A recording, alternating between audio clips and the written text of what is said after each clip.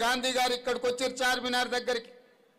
భారత్ జోడో యాత్రలో భాగంగా రాహుల్ గాంధీ గారు ఇక్కడికి వచ్చి ఎక్కడైతే రాజీవ్ గాంధీ గారు జెండా ఎగరేసినరో ఈ దేశ శాంతి భద్రతల కోసం మత సామరస్యాని కోసం రాహుల్ గాంధీ గారు కూడా ఇక్కడనే జెండా ఎగరేసి ఇక్కడ ప్రజలకు మాట ఇచ్చిండు.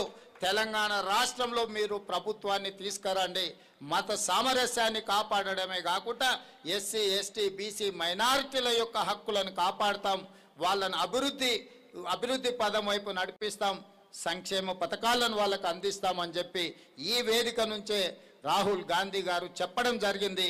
వారు ఇక్కడి నుంచి భారత్ జోడో యాత్ర చేయడం జరిగింది. అందుకే ఈనాడు వారిని స్ఫూర్తిగా తీసుకొని తెలంగాణ రాష్ట్ర ప్రభుత్వం ఎస్సీ కేటగరైజేషన్ చేయడమే కాదు, బీసీ కులగణన 100 సంవత్సరాల సమస్యకు ఈనాడు మనం పరిష్కారం చూపించడం జరిగింది. సంక్షేమ పథకాల గురించి పెద్దలు షబ్బీర్ అలీ గారు, ఉత్తమ్ కుమార్ రెడ్డి గారు, మహేష్ గౌడ్ గారు పూర్తిగా వివరాలను మీకు చెప్పడం జరిగింది. నేను చెప్పాల్సిన అవసరం లేదు. నా యొక్క మనవి ఒక్కటే, కుట్రలు కుతంత్రాలను చేసే వాళ్ళను తిప్పికొట్టాలి.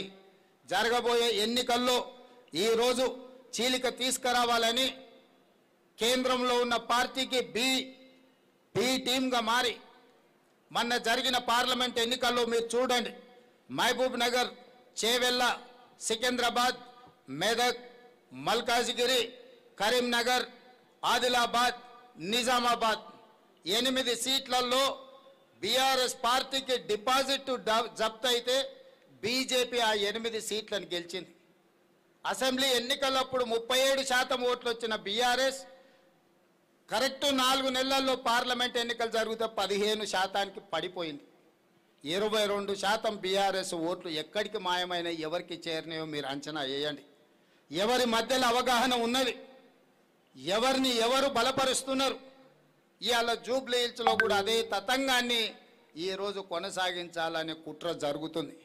చీకటి ఒప్పందాలు ఉన్నాయి.